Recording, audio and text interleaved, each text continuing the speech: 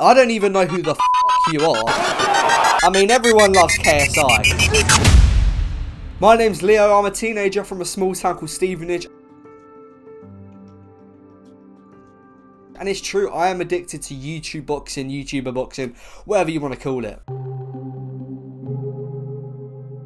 Despite YouTube boxing's massive growth in recent years, Leo has taken it one step too far. With watching fights at least 20 times a day, posters on his walls, he is massively addicted. We spoke to Leo's father to understand more about his condition. If you're weak near me, you make me weak. I refuse to accept it. I give you a million stories of this. We had the opportunity to sit down with Leo and ask him about his strange addiction to YouTube boxing.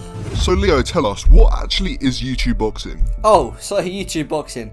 I know back in the day you guys used to have like the pro boxing, or I think it used to be called that. I'm not too sure. I'm not a history student, am I right? One thing we picked up on instantly was his arrogance and misunderstanding of professional boxing. Yeah, you guys used to have the likes of people like Manny Mayweather, Gypsy Fury, Jose Aldo. But YouTube boxing is the newer professional form of boxing. And yeah, obviously YouTube boxing involves YouTubers jumping in the ring. But I think we can all agree that it has really taken over and it is professional boxing nowadays. Despite his dull appearance, this addiction is far more sick and twisted than you think, as only a matter of months ago, he was caught performing satanic rituals in hope he could get Muhammad Ali to possess Deji during his fight against Floyd Mayweather, so he can get that win. So out of all of these YouTube boxers, Leo, who is your favourite? My favourite YouTube boxer, well. I mean, everyone loves KSI. KSI, he is great. Like, let's be real, I'm convinced he could have come out of the womb, not had a day in training, and fought one of those old guys that I was speaking about earlier, like that Mayweather guy that everyone keeps going on about. But something Leo made extremely clear was his love and passion for Jake Paul. But I can't lie, my heart is with Jake Paul. Whenever I put this on Twitter and Tumblr and Pornhub, people tend to think that I'm joking when I say this, but I generally think Jake Paul is one of the most talented boxers today. His athleticism, his skill, like honestly, it impresses me every time I see a clip of him. Like, did you see that knockout he did on Tyron Woodley? I think so. You can't say that it wasn't impressive. And other than the boxing side, because to win a boxing match, boxing skill isn't all you need. Like, YouTube boxing has really shown us, and shown the older crowd that as well. You just need to be kind in YouTube boxing sometimes, and Jake Paul is one of the kindest human beings that I've ever really heard of. Didn't he start looting during the Black Lives Matter protests? Can you not put that part in please?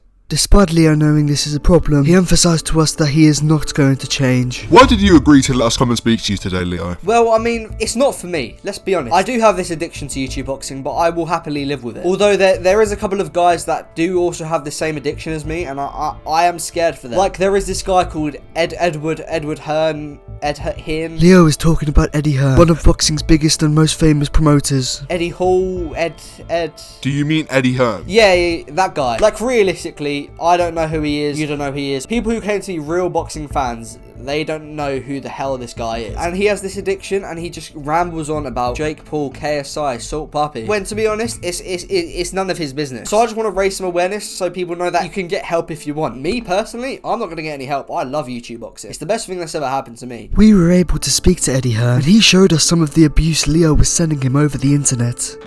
Where is that little Hope you get hit by a bus today, you wanker. Leo is required to watch at least 20 YouTube boxing matches a day. If not, he is faced with flu-like symptoms. We were lucky enough to see firsthand one of his required viewings. If you don't mind me asking, Leo, what are you watching right now? It's the first fight between Jake Paul and Tyron Woodley. I mean, at first I didn't know who this UFC guy was, but apparently he's quite good, and it just shows how YouTube boxers are the professionals these days. Although, things take a steep turn when this happens.